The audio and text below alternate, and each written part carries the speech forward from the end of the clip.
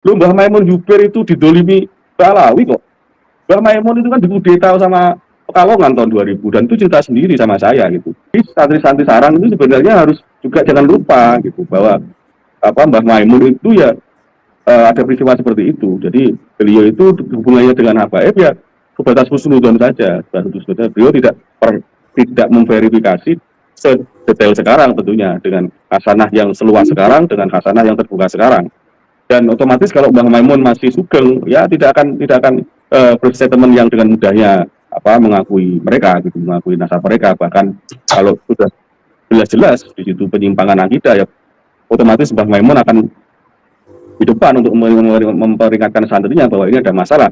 Sebelum Mbah Maimun Juber itu meninggal sudah memperingatkan Simtudurun, jangan ror itu, jangan terlalu kesana, pakai berjanji, malah ya, membodoh-bodohkan orang yang menggeser maulid itu.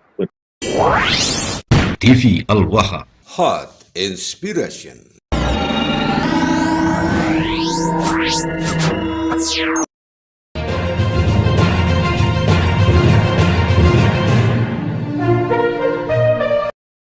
Memang keberkahan dari alur kiai, dari orang soleh itu di dunia pesantren itu juga tidak asing gitu kan. Terus Aji juga tadi sudah memperagakan gitu bagaimana gitu. Kemudian juga ada beberapa riwayat, misalnya Sayyidina Ali pada perang Khaibar itu matanya itu ya kurang lebih sakit mata begitu, terus didoakan Rasulullah, dikasih ludah sedikit, terus kemudian bisa sembuh gitu kan. Itu mukjizat gitu. Nah, kemudian untuk disamakan dengan peristiwa itu, orang-orang itu untuk memverifikasi kesolehannya sudah sulit. Untuk memverifikasi kewaliannya, kemutabarannya itu juga sulit. Karena memang itu tadi satu sumber saja. Dia kebanyakan Balawi itu hanya sumber-sumber internal begitu.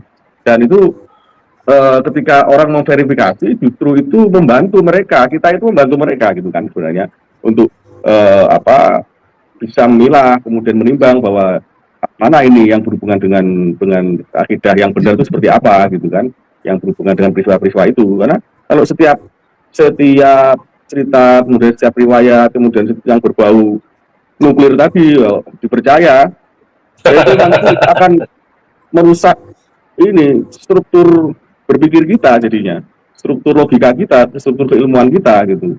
Dan khususnya lagi dunia kewalian itu jadi goncang gitu. Berarti apa ya, yang terkena ini ya imbas daripada dunia tasawuf itu terimbas daripada cerita-cerita ini yang disematkan pada haliah-haliah mereka, orang-orang yang soleh, orang-orang yang sebenarnya itu tidak seperti yang digambarkan oleh mereka, terkena imbas dari cerita-cerita itu yang artinya cerita negatif kemudian kan gitu, bahwa dengan mudahnya Telaga Al-Kausar itu diakses, padahal itu urusan dari Rasulullah gitu kan, untuk nanti di akhirat kelak gitu, di akhir zaman gitu. Jadi, kemudian kalau itu bisa diakses ya aja dikasih selang gitu, nanti bisa dibuat minum sekarang kan gitu, nggak haus selamanya nanti kalau minum gitu kan. Gitu. Ya, kita nggak memungkiri keberkahan dari orang soleh, banyak lah kita kayak kita itu pasti dengan media air mendoakan untuk itu sebagai bentuk dari tabaruk ya, berkah gitu. Dan nggak cuma itu, semua yang disentuh orang soleh itu punya nilai keberkahan gitu. Bahkan sisa-sisa makanan, sisa-sisa minuman itu kalau di tempat saya dulu, di abah saya, di kakek saya itu kalau ada tamu kiai mesti kalau ada sisa makanan atau minuman itu suruh menghabiskan gitu. Kadang saya gitu, kadang ada masih banyak ya santri-santri suruh menghabiskan gitu. Dulu juga ada cerita Kiai Maimun Juber, misalnya ketika karena dulu Mbah Maimun itu dekat dengan kakek saya ya, Kiai Ahmad Mutahar, dan sangat menghormati, sisa Mbah Mutahar pun Mbah Maimun mau minum gitu. Jadi kiai dengan kiai pun begitu, artinya beliau itu mau mengambil keberkahan dari sesama kiai gitu kan.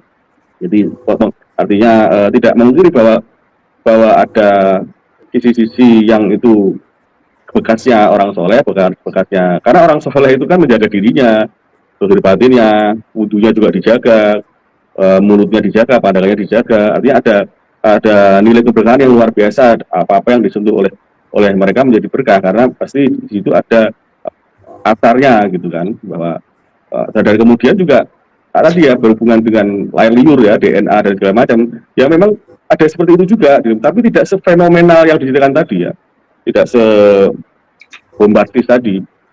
Dan air liur yang atau air jenggot yang mengandung uranium itu juga sulit sekali untuk dicerna ya. Uranium itu bahan nuklir itu ya itu ya jelas khurafat itu ya, dongeng aja. Artinya dari peristiwanya juga gimana terjadi kausar itu. Nah, dan apa sesuatu yang akhirnya menyamakan dengan cerita Rasulan, seolah Nabi itu jadi tersaingi di situ kan gitu. Rasulullah bisa, ya orang tidak hanya Rasulullah, putune yo iso kan gitu. Itu secara implisit itu mau mengatakan bahwa nasabku soheh gitu kan, gitu. Nasab kewalian yang diturunkan pun tidak hanya darah, keramat juga turun. Jatuhnya kalau Rasulullah mujizat ya tentunya ya keramat gitu. Terus semacam untuk penguatan bahwa nasab mereka itu soheh, padahal pengakuan itu tidak soheh, ternyata tidak valid gitu, setelah diteliti gitu. Jadi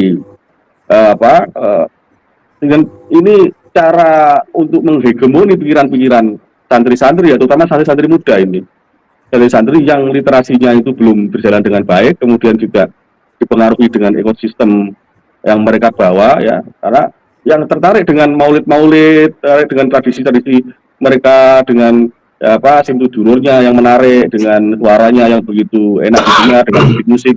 Nah ini untuk mobilisasi massa itu mudah gitu. Nanti di situ diceritakan cita-cita karomah yang di stempel kewalian itu. Akhirnya yang muda-muda ini mudah terdoktrin gitu, dan mereka enjoy di situ. Jadi sekarang yang saya amati itu dari kalangan mudanya mereka, dari santri muda ini banyak yang terseret ke sana, ke kultus ini.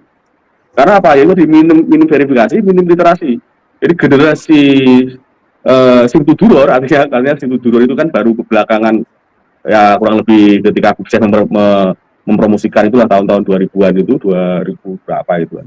Itu mulai menyedot banyak kalangan santri itu kan. Itu mereka banyak yang akhirnya tanpa verifikasi, tanpa dengan tradisi ilmiah yang berjalan, ya hanya menerima saja. Dan sekarang itu banyak yang membela akhirnya, karena mereka sudah lama terdoktrin di sisi itu gitu. Dan ini yang memprihatinkan tentunya, dunia pesantren itu justru malah tidak kritis dengan peristiwa-peristiwa itu gitu. Ketika disodori fakta yang bertolak belakang dengan hal-hal yang seperti yang diungkapkan tadi, mereka lalu terus dengan mudahnya mengcounter dengan bahasa-bahasa yang tidak ilmiah juga gitu. Hanya sebatas umpatan-umpatan kekesalan kan, karena junjungannya itu dikoreksi, diaduk-aduk gitu. Dan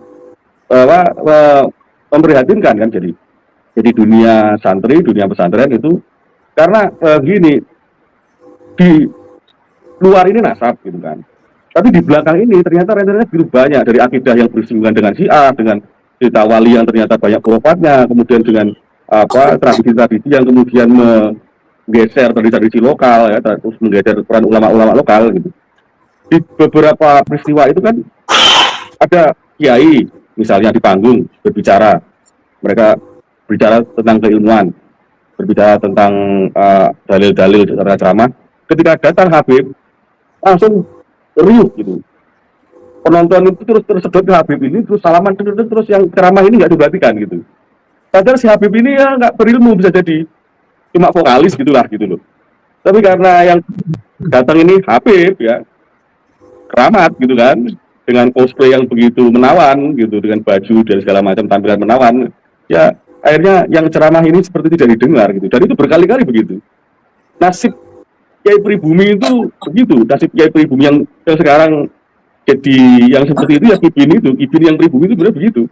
Jadi kalau mereka ceramah datang Habib ya sudah tidak diperhatikan gitu. Padahal yang Habib yang datang itu keulamaannya juga dipertanyakan kan gitu. Justru keilmuan para Kiai Pribumi itu yang ketika mengisi panggung-panggung mereka itu berbobot sebenarnya.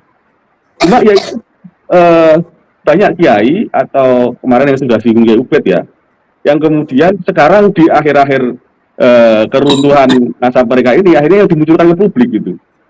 Habaib mundur ke belakang, kiai-kiai yang dikedepankan ngisi ceramah-ceramah gitu kan. Ya itu kiai-kiai yang kibin, dan santri-santri yang kibin untuk mengcounter narasi-narasi dari yang kontra Habaib gitu. Dan mereka mundur ke belakang, kibin-kibin disuruh maju depan. Itu ya jadi semacam seperti mengadu domba antara pribumi dengan pribumi gitu. Ini perlu diwaspadai itu. Karena otomatis apalagi kadang membawa alma mater pondok-pondok besar, santri sarang, santri ini, santri yang Mbah Maimun. Lu Mbah Maimun Juber itu didolimi Balawi kok. Mbah Maimun itu kan dikudeta sama Pekalongan tahun 2000 dan itu cerita sendiri sama saya gitu. Dan banyak santri Manggen yang diceritain sama Mbah Maimun. Jadi kenapa sampai Mbah Maimun itu meninggalkan cerita yang seperti itu kepada generasi sekarang bahwa ada peristiwa di tahun 2000 itu yang Pekalongan itu mengkudeta dengan peristiwa itu sampai Mbah Maimun itu mengatakan, "Cung, Jatman itu dunyo, Cung." Terus beliau bercerita segala macam itu kan. Nah, itu artinya ada perlu ada yang perlu diperhatikan dalam cerita beliau, dalam sejarah yang beliau ceritakan bahwa ada kondisi yang perlu diwaspadai, ada sistem yang sebenarnya diawali dengan tidak elok, tidak etis gitu. Karena ya sangat politis sekali, ulama-ulama sepuh tapi digeser dengan cara seperti itu, diumrohkan 11 orang antara lain dalam cerita beliau gitu. Jadi sekali lagi santri-santri sarang itu sebenarnya harus juga jangan lupa gitu bahwa Mbah Maimun itu ya ada peristiwa seperti itu. Jadi beliau itu hubungannya dengan Habaib ya sebatas husnudzon saja. Beliau tidak memverifikasi sedetail sekarang tentunya dengan hasanah yang seluas sekarang, dengan hasanah yang terbuka sekarang.